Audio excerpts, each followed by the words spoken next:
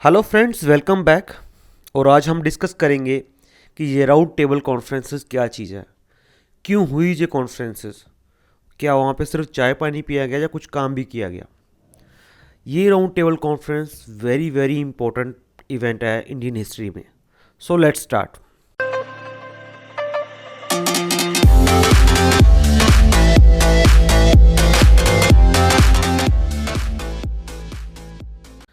Firstly हम देखेंगे कि ये राउंड टेबल कॉन्फ्रेंस की ज़रूरत पड़ी क्या, क्यों ब्रिटिश गवर्नमेंट ने ये राउंड टेबल कॉन्फ्रेंसेस को ऑर्गेनाइज किया। These three roundtable conferences were organized during 1930 and 1932. This was the series of conferences that was organized by British government to discuss the constitutional reform in India. मतलब क्या है, अभी 1930s में जाते जाते India में सेल्फ गवर्नमेंट और self rule को लेकर इतना बोलबाला हो गया कि अभी ब्रिटिश गवर्नमेंट सोचने लगी नहीं, अभी इंडिया में हम सेल्फ गवर्नमेंट को इस्टेब्लिश करते हैं, इसको डोमिनियन स्टेटस देते हैं। तो इसको कॉन्स्टिट्यूशन रिफॉर्म को लाने के लिए ब्रिटिश गवर्नमेंट ने ये कॉन्फ्रेंस ऑर्गेनाइज की, क्योंकि ब्रिटिश इंडिया और इंडियन पीपल या इंडियन लीडर्स के बिटवीन बहुत ज़्यादा डिफरेंसेस थे। तो इन डिफरेंसेस को शॉर्ट आउट करने के लिए एक्चुअल में ये राउंड टेबल कॉन्फ्रेंसेस को बुलाया गया। अभी सेकंड पॉइंट की तरफ देखते हैं। They were conducted as per the recommendation of Jinnah to Lord Irwin. अभी क्या है, जिना लॉर्ड इरविन के बहुत ही क्लोज में है, तो सो जिना के कहने पे और प्राइम मिनिस्टर मैकडोनाल्ड के कहने पे इरविन ने ये राउंड कॉन्फ्रेंस को बुलाया। वैसे तो उसने पहले ही बुलाया, सिर्फ पहले में वो प्रेसिडेंट था, सेकंड में कोई और वाइसराय था। अभी ये कॉन्फ्रेंस किसकी रिकमेंडेशन के ऊपर हुआ, ये तो आपको पता चल गया कि जिना और मैकडोनाल्ड की रिकमेंडेशन के ऊपर हुआ, बट एक्चुअल में it was recommended by the Simon commission report in May 1930। So ये बात को ध्यान में रखना कि ये किस रिपोर्ट की रिकमेंडेशन के ऊपर हुआ था। ये साइमन कमीशन की रिपोर्ट के ऊपर हुआ था। अभी इसमें क्या था, जो मैंने पहले आपको बात बताई कि जो सेल्फ रूल की डिमांड इतनी राइज हो गई, इसको शॉर्ट आउट करने के लिए अभी ब्रिटिशर जो पॉलिटिशियंस है वो सोच रहे हैं कि इंडिया को डोमिनियन स्टेटस दे दें।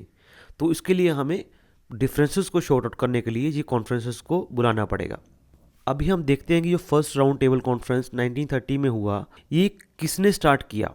This conference was opened officially by King George V on November 12, 1930 in London. It was chaired by the Britisher prime minister MacDonald. अभी अब थर्ड पॉइंट की तरफ देखिए। 16 delegates represented the 3 political parties of Britain and 57 political leaders from India represented all shades of Indian opinion except Indian national Congress. देखिए, except Indian national Congress का क्या मतलब है। इंडियन नेशनल कांग्रेस ने इस कॉन्फ्रेंस में पार्ट नहीं लिया था, इसका एक वैलिड रीजन था। अभी देखिए, तब डांडी मार्च चल रहा था, तो बहुत ज़्यादा कांग्रेस लीडर जो जेल में थे, तो इस वजह से वो कॉन्फ्रेंस को उसने बाईकाट किया था। और इसका जो मेन रीज़न था, गांधी जी और इरविन की इतनी ज़्यादा बनती नहीं थी, इसलिए उन्होंने ये अटेंड नहीं किया। अभी ब्रिटिशर रूल्स के पक्के हैं, अगर आईएनसी नहीं आया तो कोई बात नहीं, इसका मतलब ये नहीं कि कॉन्फ्रेंस नहीं होगी, कॉन्फ्रेंस हुई।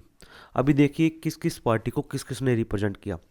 अभी मुस्लिम लीग को मोहम्मद अली जिन्ना, मोहम्मद शाफी, आगा खान, मोहम्मद अली, मोहम्मद जफरुल्लाह एंड A.K. हक ने रिप्रेजेंट किया। हिंदू महासभा को रिप्रेजेंट करने के लिए B.S. मोंजे and M.R. जायकर गए। इंडियन लिबरल पार्टी को रिप्रेजेंट किया Tej Bahadur Sapru, C.Y. Chintamani and Srinivasa Shastri. Sikhs को रिप्रेजेंट किया सरदार उज्जवल सिंह ने। अभी अनटचेबल को रिप्रेजेंट किसने किया, ये तो आपको पता ही है, B.R. अम्बेडकर ने। और इस कॉन्फ्रेंस में काफ़ी ज़्यादा दीवानों ने हिस्सा लिया फ्रॉम डिफरेंट प्रिंसली स्टेट से। तो अभी आपको आइडिया लग गया होगा कि फर्स्ट टेबल कॉन्फ्रेंस में कौन कौन आया। अभी हम देखते हैं कि क्या बोन ऑफ कंटेंशन था। अभी डॉक्टर अम्बेडकर ने सेपरेट इलेक्टोरेट की मांग की for untouchable. This was the major bone of contention for failure of conferences. अभी देखिए ये कॉन्फ्रेंस फेल क्यों हुआ। अभी आईएनसी ने तो इसमें पार्ट लिया नहीं, तो आईएनसी उस टाइम पे सबसे बड़ी पॉलिटिकल पार्टी थी। अभी सबसे बड़ी पॉलिटिकल पार्टी अगर कॉन्फ्रेंस में अटेंड नहीं करती है तो वो कॉन्फ्रेंस का मतलब क्या रह जाता है, इसलिए वो फेल हो गया, फ्रूटलेस हो गया। अभी इसके बाद हुआ क्या, इसके बाद जब फेल हो गया, जो उन्होंने वहाँ पे रिप्रेजेंट किया था, उन्हें लगा कि नहीं, गांधी जी को मनाना चाहिए कि वो कॉन्फ्रेंस में पार्ट लें। तो उन्होंने गांधी जी को मनाया समहाउ कैसे भी। तो गांधी इरविन पैक्ट साइन हुआ 1931, जिसमें गांधी जी और इरविन के बीच जो भी डिफरेंसेस थे उन्होंने शॉर्ट आउट करने की कोशिश किया और उन्हें मनाया गया कि हाँ आप कम से कम आप कॉन्फ्रेंस में आइए तो सही। अभी क्या हो गया, गांधी जी मान गए। अभी सेकंड राउंड ऑफ कॉन्फ्रेंस होता है 1931 में। इसमें क्या होता है, अभी हम पहले बात करेंगे कि वहाँ इन्वायरमेंट कैसे चेंज हो गया। अभी लॉर्ड इरविन को रिप्लेस कर दिया लॉर्ड वेलिंगटन ने, जो 1936 तक वाइसराय रहे। इंग्लैंड में कुछ चेंजेज हुए। वहाँ पे labour government was replaced by the national coalition government and Samuel Hoare was the secretary of state of our government of India. Meanwhile क्या हुआ, there was strong reaction in India against the statement of Winston Churchill who called Gandhi naked seditious fakir. अभी Churchill जी ने एक नया issue पैदा कर दिया, वो जुमला होता है ना इलेक्शन में, उन्होंने गांधी जी को नेक्ड फकीर बोल दिया, नेक्ड स्टीशियस फकीर। तो बस होगी बात, हो गया माहौल ख़राब। There was political and financial pressure on the government. अभी उस टाइम पे क्या था, अभी ग्रेट इकोनॉमिक डिप्रेशन के बारे में आपने सुना होगा, ये भी उसी टाइम के दौरान था। तो ब्रिटिश गवर्नमेंट के ऊपर बहुत ज़्यादा प्रेशर था फाइनेंशियली। अभी वो चाह रहे थे कि यार मतलब कॉन्फ्रेंस हो, बट उस तरह का माहौल नहीं बन पाया। अभी इतना फाइनेंशियल प्रेशर था, इकोनॉमी बिल्कुल डाउन आ गई थी। The period of 1928 to 1931 also marked the large number of revolutionary activities in which many European were killed। अभी उस दौरान सेल्फ रूल का बहुत ज़्यादा बोलबाला था, तो काफ़ी रेवोल्यूशनरी एक्टिविटीज़ हो रही थी जिन्होंने, जिसमें काफ़ी यूरोपियन मारे गए। अभी यूरोपियन मारे गए, यूरोपियन ने तो ही करना है वो कॉन्फ्रेंस। अभी कॉन्फ्रेंस का माहौल आप सोच लीजिए कैसे चल रहा था। सब मतलब दबे पैर, सब भागना चाहते थे कॉन्फ्रेंस से।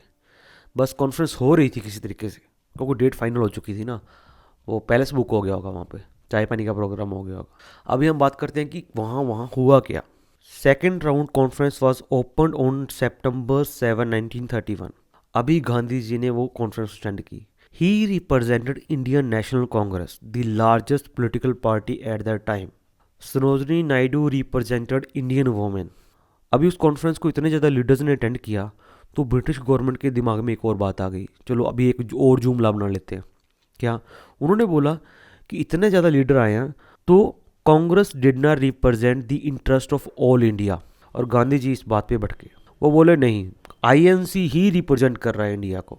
अभी गांधी जी ने कुछ डिमांड्स रख दी कि मेरे को भाई पहले कॉन्फ्रेंस पे आपने चाय पानी पे नहीं बुलाया, अब मेरी डिमांडें मानो। तो क्या क्या डिमांड रखी। फर्स्ट डिमांड थी, a responsible government must be establish immediately and in full both at centre and the provincially states. उन्होंने बोला कि अभी सिंपल आप एक काम कीजिए, पहले इमीडिएटली आप गवर्नमेंट, फुल गवर्नमेंट को इस्टेब्लिश कर दिए फुल राइट्स के साथ, both at centre and princely states.